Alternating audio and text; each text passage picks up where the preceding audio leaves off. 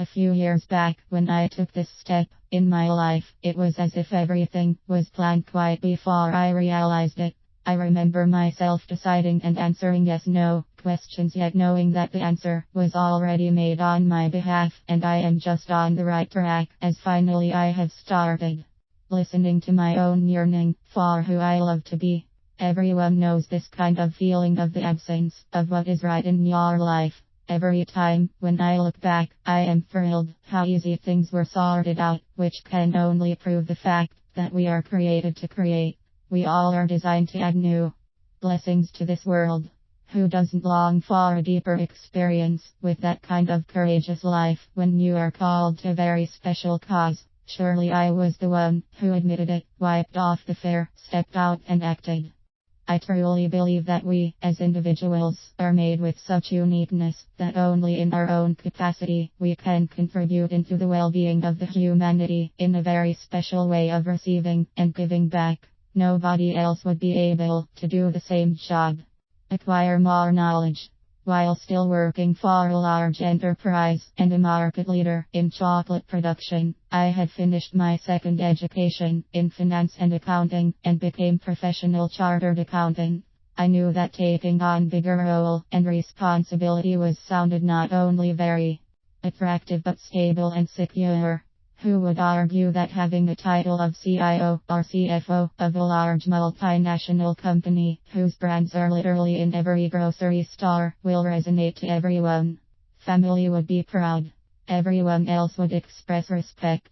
Friends' kids would be happy, and surely would love you forever as you keep showing up with a couple of kilo of free chocolate every time we meet. Yet little tiny voice kept talking to me. Rise up and act, as much more work is before you. On top of that, it was touching deepest part of my heart when somebody was talking about creating the jobs. That was it for me, as I could not be the one who was just listening. I must create those jobs. 1. Recognizing the purpose. It was obvious to me, and out of the following conviction I made this step going from employee into entrepreneurial skin, that there is this channel, a good cause, that is designed for me, through which my skills and talents have been steadily transmitted, and worthy of a determined effort for the strengthening and enhancement of all.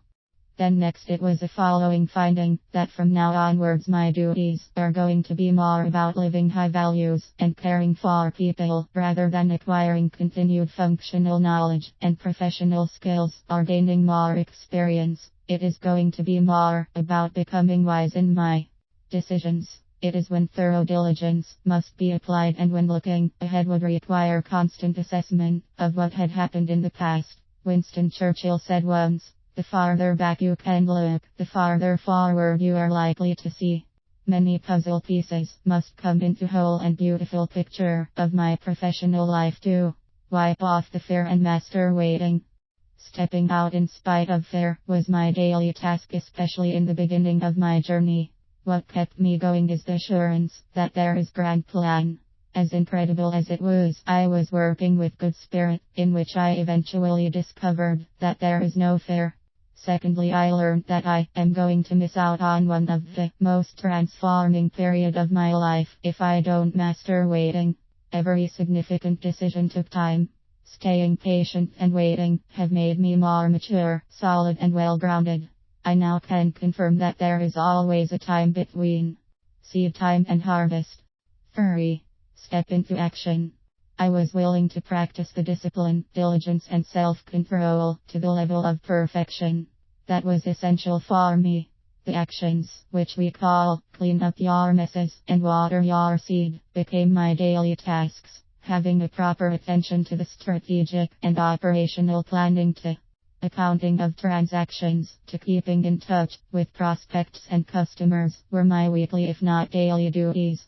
I learned to remember to relax. At some point during my journey I finally grasped that to have a day to pull up a chair, sink into it, look back over the work of the last 6 days, and just enjoy is absolutely rewarding and success ensuring exercise. I now call it a day with no to-do list. Better life for many. It is tough journey, yet during our humanity history many individuals who dared became seemingly victorious over that kind of upward struggle and been rewarded with the results of plenty and better life for many.